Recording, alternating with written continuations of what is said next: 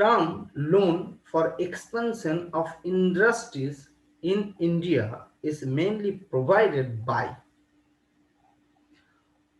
তো এই যে লোন ইন্ডাস্ট্রিকে এক্সপ্যান্ড করার জন্য যে লোন প্রোভাইড করা হয়, কে করে? Commercial bank, development bank, reserve bank of India, cooperative bank. তো এখানে আমাদেরকে একটু জানতে হবে এই ডেভেলপমেন্ট ব্যাংকের জন্য এটার এই যে ডেভেলপমেন্ট ব্যাংক ইন্ডাস্ট্রিতে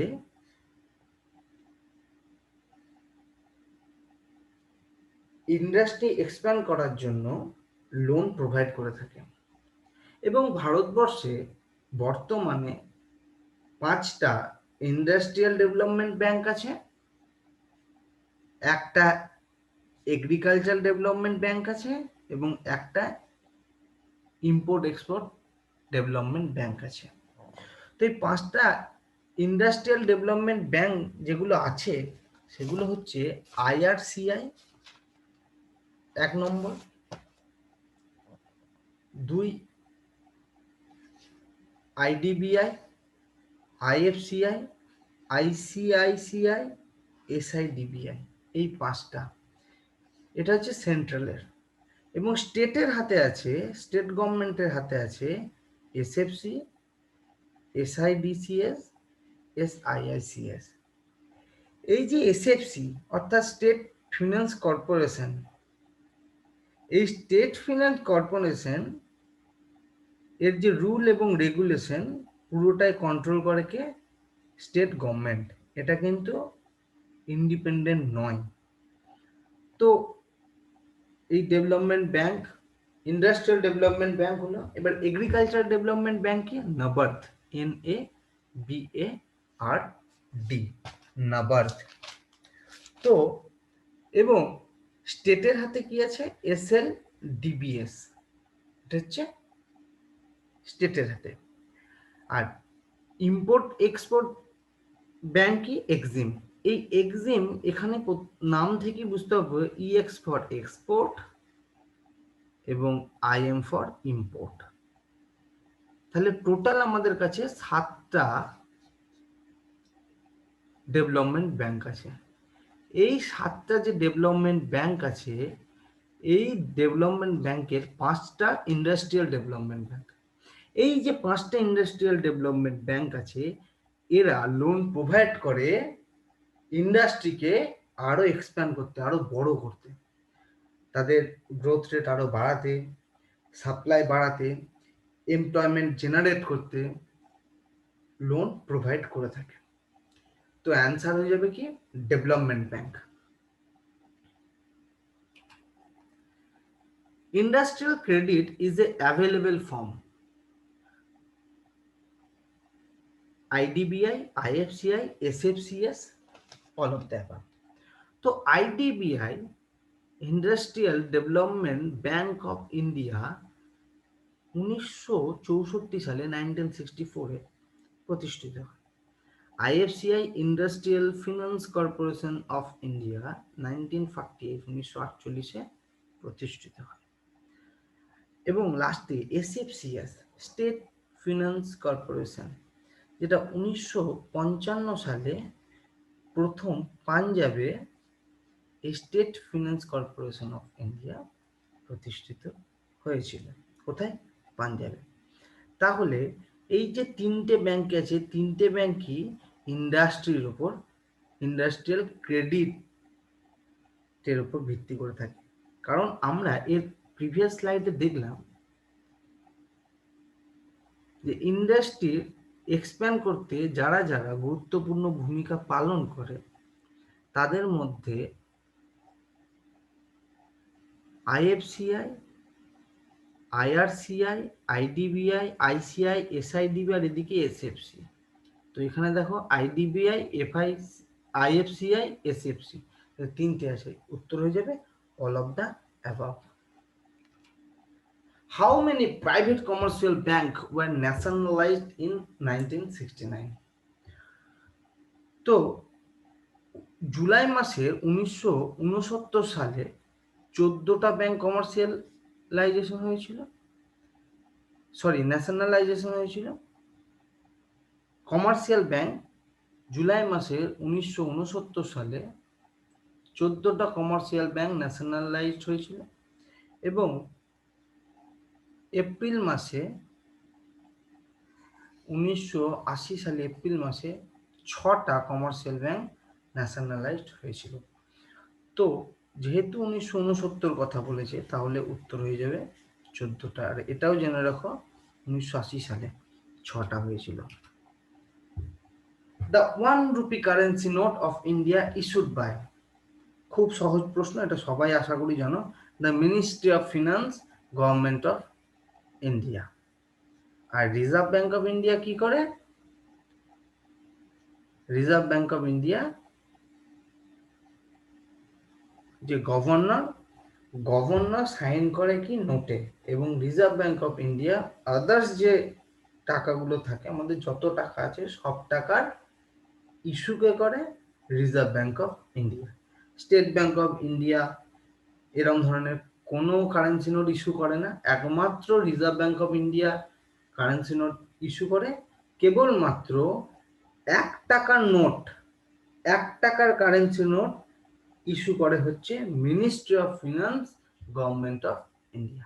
তো উত্তর হয়ে যাবে A, 11A। The Exim bank of India deals with, তাহলে এক্সিম কথার মানে দেখো, export, EX for export, IM for import. তাহলে আমরা এর কথার থেকেই যদি ধরা যাচ্ছে তার মানে এটা এক্সপোর্ট আর ইম্পোর্টের সাথে যুক্ত। তাহলে অপশনগুলো দেখি, A the peasant of India, B the industrial worker of India, C the export and import of India, D the number of the Indian parliament. তাহলে অ্যান্সার হয়ে যাবে C, the export and import of India. The credit cooperative institution at the village level is called Primary Agricultural Credit Society, Rural Agricultural Credit Society, Agricultural Loan Society, and D Rural Bank। এখানে উত্তর হয়ে যাবে primary agricultural credit society. এই primary agricultural credit সোসাইটিকে PACS বলা হয়। Primary, P for primary, A for agriculture, C for credit, S for society. Primary agricultural credit society এটা কার আন্ডারে থাকে? ডিস্ট্রিক্ট ক্রেডিট কোঅপারেটিভ ব্যাংকের আন্ডারে এই প্রাইমারি এগ্রিকালচারাল ক্রেডিট সোসাইটি থাকে। এবং এই প্রাইমারি এগ্রিকালচারাল ক্রেডিট সোসাইটির কাজ কি? ভিলেজ এবং পঞ্চায়েত লেভেলে কাজ করা, অর্থাৎ খুব গ্রাসরুট লেভেলে কাজ করা। তার মানে কি? The credit cooperative institution at the village level is called PACS। Recently 2019 সালে নরেন্দ্র মোদী গভর্নমেন্ট 35,000 PACS কে আওতায় এনেছে এবং সেগুলোকে নতুনভাবে চালু করেছে। এটা কারেন্ট অ্যাফেয়ার্সের প্রশ্ন। যাই হোক, the reserve bank of India was established in the year 1935 by the RBI Act 1934। সেই সময় আমাদের গভর্নর কে ছিল? Sir Osborne Smith. RBI governor ছিল sir Osborne Smith. The SEBI was given statutory recognition in 1992 on the recommendation of। তো সবার আগে সেবি সম্পর্কে আমরা জানি। হোয়াট ইজ সেবি? সেবি অর্থাৎ security and exchange board of India. Security and exchange board of India, SEBI. Established হয়েছিল April 1988। সেই সময় এটা একটা নন স্ট্যাচুটারি বডি ছিল এবং স্ট্যাচুটারি বডি হয় 30 জানুয়ারি 1992, অর্থাৎ 30 জানুয়ারি 1992 আন্ডার সেবি অ্যাক্ট। সেবি অ্যাক্টের হাত ধরে 30 জানুয়ারি 1992 সালে নন স্ট্যাচুটারি বডি থেকে স্ট্যাচুটারি বডিতে কনভার্ট হয় এবং অটোনোমাস বডি হয়েছিল। এই সেবি অটোনোমাস বডি হয়েছিল 12 এপ্রিল 1992 সালে। এবার প্রশ্ন বলেছে, the SEBI was given statutory recognition in 1992 on the recommendation of. এই যে সেবি, এই যে স্ট্যাচুটারি রিকগনিশন পেয়েছিল 1992 সালে, কার রেকমেন্ডেশনে, কোন কমিটির রেকমেন্ডেশনে? অপশন বলছে the Chakravarty commission, B the Chelliah committee, C the Tendulkar committee and D the Narasimham committee. এখানে 30 জানুয়ারি 1992 সালে যখন সেবি অ্যাক্টের হাত ধরে নন স্ট্যাচুটারি বডি থেকে স্ট্যাচুটারি বডিতে কনভার্ট হয় security and exchange board of India, সেই সময় যে কমিটি রেকমেন্ড করেছিল সে হচ্ছে দ্য নরসিম্হা কমিটি এবং ওই সময় নরসিম্হা রাও আমাদের প্রাইম মিনিস্টার ছিলেন। In India, the repo rate is announced by, তো সবার আগে জানতে হবে রেপো রেট কি। রেপো রেট হচ্ছে, আমি আগেই বলেছিলাম রেপো রেট নিয়ে আমরা এক্ষুনি আলোচনা করবো এবার। তো রেপো রেট হচ্ছে আরবিআই আর ব্যাংক, এই আরবিআই কি করে, ব্যাংকে টাকা দেয়। কখন টাকা দেয়? যখন ব্যাংকের কাছ থেকে আরবিআই গভর্নমেন্ট সিকিউরিটি কেনে। এবার গভর্নমেন্ট সিকিউরিটি কেনার জন্য আরবিআই গভর্নমেন্ট সিকিউরিটি কিনলো এবং গভর্নমেন্ট সিকিউরিটি কেনার ফলে আরবিআই কিছু টাকা ব্যাংকে প্রোভাইড করলো, কিছু মানি ব্যাংকে দিল। তার বদলে ব্যাংক আরবিআইকে একটা সার্টেন অ্যামাউন্ট অফ ইন্টারেস্ট দেবে এবং সেই ইন্টারেস্ট রেটটা ঠিক করবে, নির্ধারণ করবে কে? আরবিআই। আরবিআই ঠিক করবে। ওই যে আরবিআই যে রেটে ইন্টারেস্টটা নেবে, ঠিক করবে, ব্যাংক যে রেটে আরবিআই কে ইন্টারেস্ট প্রোভাইড করবে, সেই ইন্টারেস্ট রেটটাই হচ্ছে রেপো রেট। সেই ইন্টারেস্ট রেটটাই হচ্ছে রেপো রেট। এবার রিভার্স রেপো রেট কি?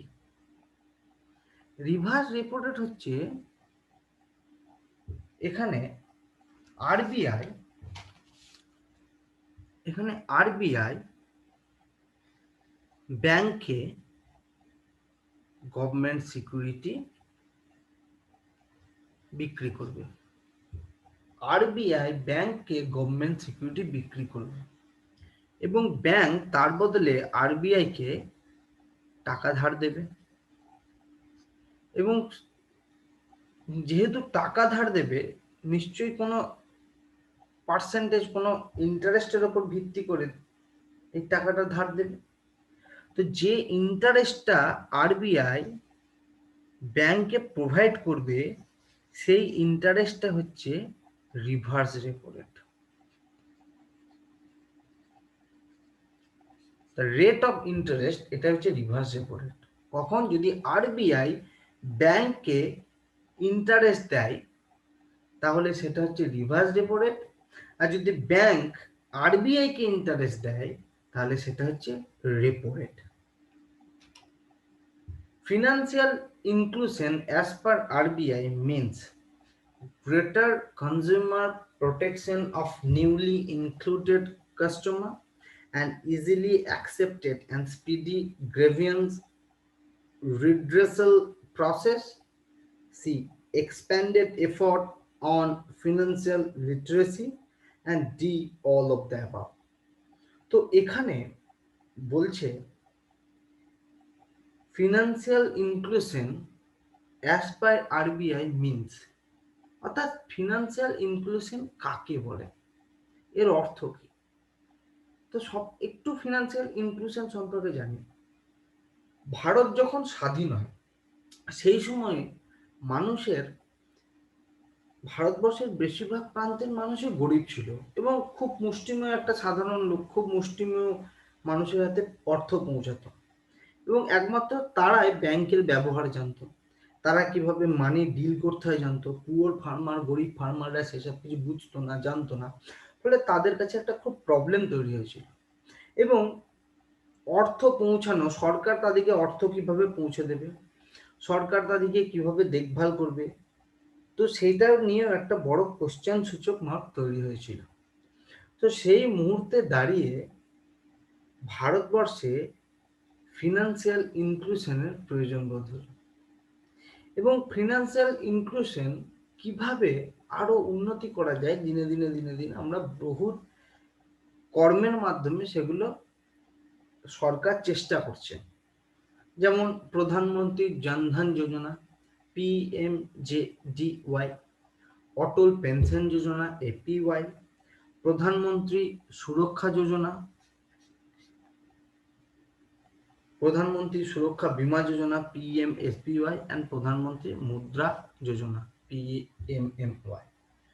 তো এই যে ব্যাংকিং এবং ফিনান্সিয়াল সলিউশন যে মানুষের কাছেও পৌঁছাতে হবে, যেখানে একটা বেরিয়া ছিল আগে, রিচ পিপল এবং পুয়ার পিপলের মধ্যে একটা বেরিয়া ছিল।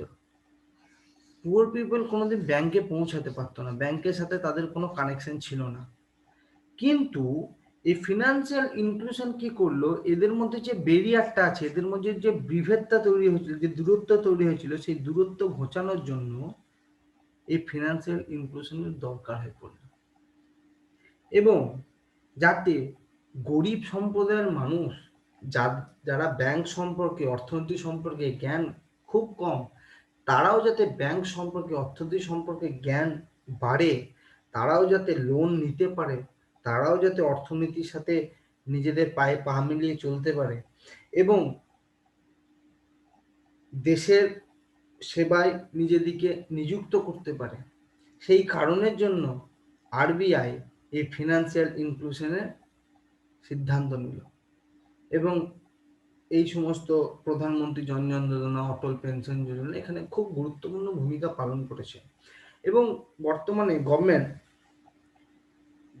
গরিব মানুষদেরকে ফ্রিতে 1 টাকার লাগে না এখন ব্যাংকের অ্যাকাউন্ট খুলতে। তো প্রধানমন্ত্রী নরেন্দ্র মোদী সরকারে আসার সময়তেই কোনো অর্থের বিনিময়ে বলেনি, একটা অর্থ না দিয়ে বলেছিল সবাই যেন ব্যাংকের আওতায় যুক্ত হয়। এগুলোই যাতে গরিব মানুষ ও ব্যাংক কি তার বুঝতে পারে। এই যে দূরত্ব ঘোচানো, রিচ অ্যান্ড পুয়ারদের ব্যাংকিং সেক্টরের সাথে পুয়ারদিকেও কানেক্ট করা, এটাই হচ্ছে ফিনান্সিয়াল ইনক্লুশনের অন্যতম উদ্দেশ্য। তো অপশনগুলো দেখি, greater consumer protection for newly included customer, yes, and easily accept and speedy grievance redressal process, yes, expanded effort on financial literacy, yes. So answer all of the above.